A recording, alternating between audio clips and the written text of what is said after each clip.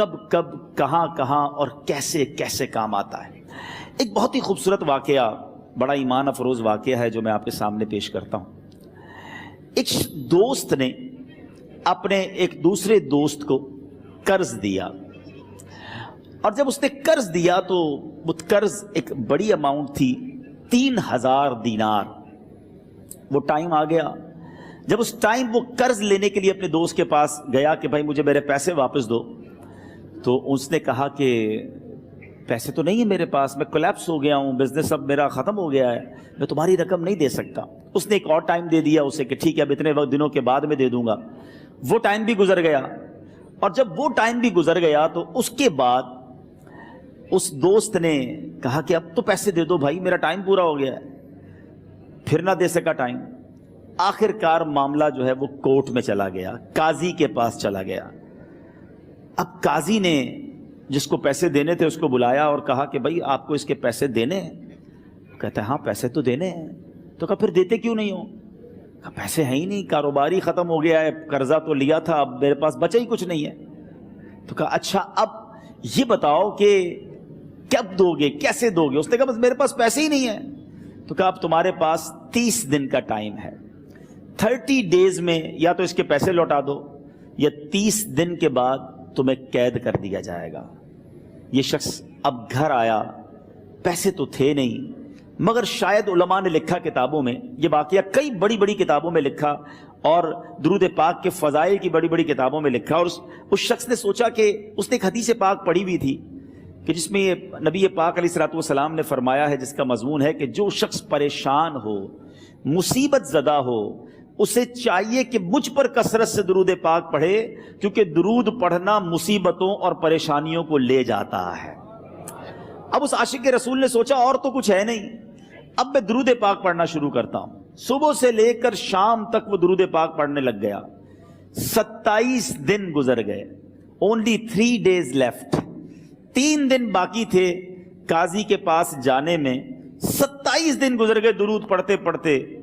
جب 28ویں رات آئی تو آنکھیں تو بند ہوئیں، مگر خواب میں اسے ایک آواز آئی، گھبراؤ نہیں، تمہارا قرضہ ادا کر دیا جائے گا، تمہارا مسئلہ سالو ہو جائے گا۔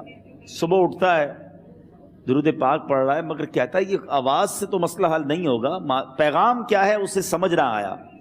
28واں دن گزر گیا، 29ویں رات آ گئی، مگر اب آنکھیں بند ہوئیں اور قسمت جاگ اٹھی۔ نبی پاک صاحب لولاک صلی اللہ تعالیٰ علیہ وسلم خواب میں تشریف لائے، اور پیارے آقا صلی اللہ تعالیٰ علیہ وسلم نے فرمایا گھبراؤ نہیں، علی بن عیسیٰ وزیر کے پاس جاؤ، وہ تمہارا قرضہ ادا کر دے گا۔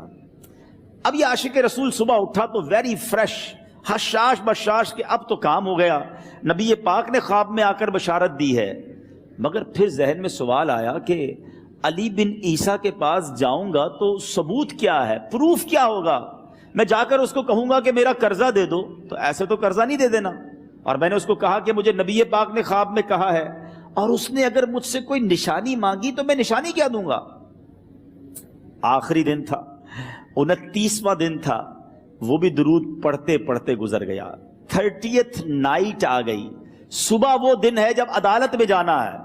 اب اس رات پھر نبی پاک علیہ الصلوۃ والسلام خواب میں تشریف لائے، اور آقا علیہ الصلوۃ والسلام نے فرمایا کہ علی بن عیسیٰ وزیر کے پاس جاؤ، وہ تمہارا قرض ادا کر دے گا۔ کہ حضور چلا تو جاؤں گا، لیکن اگر وزیر نے مجھ سے کوئی نشانی طلب کی تو میں کیا جواب دوں گا؟ پیارے آقا علیہ الصلوۃ والسلام نے کمال کا ارشاد فرمایا کہ علی بن عیسیٰ سے کہنا کہ تم روزانہ فجر کی نماز کے بعد 5000 بار درود پاک پڑھتے ہو، یہ راز فقط تم جانتے ہو اور تمہارا رب جانتا ہے۔ اب یہ جب صبح اٹھا تو ایک نشانی بھی مل چکی تھی۔ عدالت میں جانے سے پہلے وزیر کے دربار میں پہنچ گیا، اسے یہ ڈر تھا کہ آج پیسے نہ لوٹائے تو سزا ہو سکتی ہے۔ جب وزیر کے دربار میں پہنچا تو وزیر اپنے مشیروں کے ساتھ بیٹھا تھا۔ کہا مجھے آپ سے بات کرنی ہے۔ کہا بتاؤ کیا بات کرنی ہے؟ کہا میں ایک پیغام لایا ہوں آپ کے لیے۔ اچھا کس کا پیغام لائے ہو؟ کہا میں نبی پاک جناب محمد مصطفیٰ صلی اللہ تعالیٰ علیہ وسلم کا پیغام لایا ہوں۔ وہ عاشق رسول وزیر تھا، کہتا بتاؤ میرے آقا نے کیا پیغام دیا ہے؟ کہ حضور میں 3000 دینار کا مقروض ہوں، آج آخری دن ہے اور میرے آقا نے مجھے بشارت دی ہے کہ آپ سے کہوں کہ آپ میرا قرض ادا کر دیجئے۔ علی بن عیسیٰ کہتا ہے کوئی ثبوت ہے آپ کے پاس؟ ہے کوئی دلیل بھی ہے آپ کے پاس؟ میں کیسے مان لوں کہ آپ کو نبی پاک علیہ الصلوۃ والسلام نے بھیجا ہے؟ عاشق رسول کہتا ہے خالی ہاتھ نہیں آیا، میرے آقا نے مجھے دلیل بھی عطا فرمائی ہے، مجھے ایک ایویڈنس بھی دیا ہے، اور پروف یہ ہے حضور کہ آپ روزانہ صبح فجر کی نماز کے بعد نبی پاک صلی اللہ تعالیٰ علیہ وسلم کی بارگاہ میں درود و سلام کا نذرانہ پیش کرتے ہیں۔ جب تک 5000 کا عدد پورا نہیں ہوتا آپ اس وقت تک کسی اور سے بات نہیں کرتے، اور اے وزیر صاحب یہ رات صرف آپ کو پتا ہے اور آپ کا رب جانتا ہے۔ اللہ اکبر! وہ وزیر تو جس کو کہے نا جھوم اٹھا، ایسا عاشق رسول وزیر تھا جو روزانہ صبح 5000 درود پڑھتا ہو، اس کی تو عید ہو گئی نا۔ وہ کہتا ہے مرحبا یا رسول اللہ، میرے آقا نے میرے درود قبول کر لیے، اس سے بڑھ کر میرے لیے سعادت کیا ہوگی۔ اب یہ وزیر اپنی سیٹ سے اٹھتا ہے، اپنے کمرے میں جاتا ہے، تھوڑی دیر بعد واپس آ کر اس عاشق رسول کے ہاتھ میں 3000 دینار رکھ کر کہتا ہے حضور پہلے 3000 دینار تو نبی پاک کا حکم کی میں ادب سے بجا لاتا ہوں، میرے آقا نے جو حکم فرمایا یہ 3000 دینار آپ کو پیش کرتا ہوں، حضور ایک اور 3000 دینار لیجئے۔ میرے گھر آپ آئے، اتنی اچھی خبر سنائی، آپ نے قدم رنجا فرمایا، یہ 3000 اس کا نذرانہ ہے، اور ایسا کیجئے 3000 اور لیجئے، اس سے اپنے بچوں کے لیے کچھ چھوٹا موٹا کام شروع کیجئے اور ایک وعدہ کر کے جائیے، آج کے بعد زندگی میں آپ کو جب بھی کوئی کام پڑے میں آپ کا بھائی ہوں، مجھے یہ خدمت کا موقع دیجئے گا۔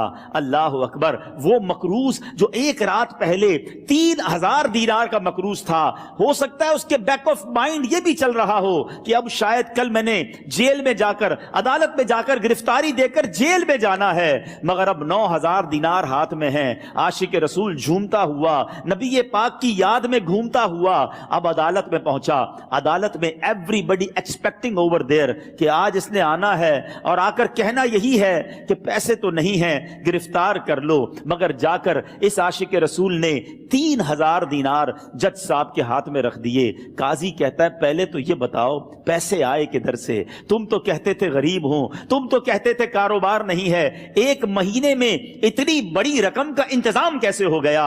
سبحان اللہ! اس عاشق رسول نے گویا زبان حال سے یہ کہا ہوگا کہ یہ تو کرم ہے ان کا، ورنہ مجھ میں تو ایسی بات نہیں، اتنا دیا سرکار نے مجھ کو، اتنی میری اوقات نہیں۔ اس نے وہ پورا واقعہ بھری عدالت میں سنا دیا۔ اللہ اکبر! میرے پیارے اسلامی بھائیوں ذرا سوچو پہلے زمانے میں کیسے عاشقان رسول ہوا کرتے تھے، وہ جج، وہ قاضی بھی کیسا سرکار علیہ الصلوۃ والسلام کا عاشق تھا۔ اپنی سیٹ سے اٹھتا ہے، بھرے دربار میں، بھری عدالت میں، وہ اپنے چیمبر میں، اپنے کمرے میں جاتا ہے، اور تھوڑی دیر بعد واپس آ کر اس کے ہاتھ میں بھی 3000 دینار ہیں، اور وہ 3000 دینار جو ہے وہ اس عاشق رسول کے ہاتھ میں رکھتا ہے کہ سارا ثواب علی بن عیسیٰ کیسے لے جائے، میں بھی تو نبی پاک کا غلام ہوں، میں تمہارا قرضہ میں ادا کرتا ہوں۔ اچھا، اب ایک اور عجیب سینیریو یہ بن گیا کہ جس نے کیس کیا تھا، جس نے دعویٰ کیا تھا، وہ بھی یہ سارا منظر دیکھ رہا تھا۔ کہتا ہے جج صاحب ذرا رکیے، میں بھی اپنے آقا کا امتی ہوں، اور ایک کام کیجئے، قلم کاغذ منگوائیے، اس عاشق رسول کا قرضہ ہی میں معاف کر دیتا ہوں۔ اچھا، اب عاشق رسول نے وہ واپس 3000 دینار جو جج صاحب نے دیے تھے وہ واپس جج صاحب کو دیے کہ حضور یہ پیسے آپ ہی رکھ لیں، قرضہ ہی معاف ہو گیا، اب آپ کے پیسے کا میں نے کیا کرنا ہے؟ جج صاحب کہتے ہیں جو پیسے نبی پاک کے نام پر نکالے ہیں اب مجھے واپس نہیں چاہیے، یہ بھی تم اپنے ساتھ لے جاؤ۔ اللہ اکبر! میرے میٹھے اسلامی بھائیوں، وہ عاشق رسول ایک رات پہلے 3000 دینار کا مقروض ہے، اب 12000 دینار لے کر گھر کو واپس جا رہا ہے۔ اس ایک واقعے کے اندر جو ہم سب کے لیے درس ہے، جو ہم سب کے لیے پیغام ہے، شاعر لکھتے ہیں نا، دکھوں نے تم کو جو گھیرا ہو تو درود پڑھو، दुखों ने तुमको जो घेरा हो तो दुरूद पढ़ो, जो हाजिरी की तमन्ना हो तो दुरूद पढ़ो। आज हम बहुत सारी प्रॉब्लम्स में होते हैं। यहां भी हो सकता है मेरा कोई भाई बीमार बैठा हो, कोई कर्जे में डूब गया हो, किसी का कोई बिजनेस प्रॉब्लम चल रहा हो, कोई फैमिली इशू में डिस्टर्ब हो। आप किसी भी प्रॉब्लम में हैं, खुदा की कसम दुरूद पाक ऐसा वजीफा है। लोग बहुत सारे वज़ाइफ पूछते रहते हैं, बहुत सारे जनाब वज़ाइफ के बारे में मालूमात करते रहते हैं। सच्ची बात यह है, हर दर्द की दवा है सल्ले अला मुहम्मद। हर दर्द की दवा है सल्ले अला मुहम्मद। तावीज़ हर बला है सल्ले अला मुहम्मद। तो खुदारा अपनी जिंदगी में दुरूद पाक को शामिल कर लीजिए और आप बिलीव करें, जब आपने कसरत से दुरूद पाक पढ़ने शुरू कर दिए, आप अपनी आंखों से देखेंगे आपके प्रॉब्लम दूर हो रहे हैं, आपकी सेहत अच्छी हो रही है, आपके कर्जे उतरने शुरू हो गए हैं, रोजगार में आपके बरकत होना शुरू हो जाएगी।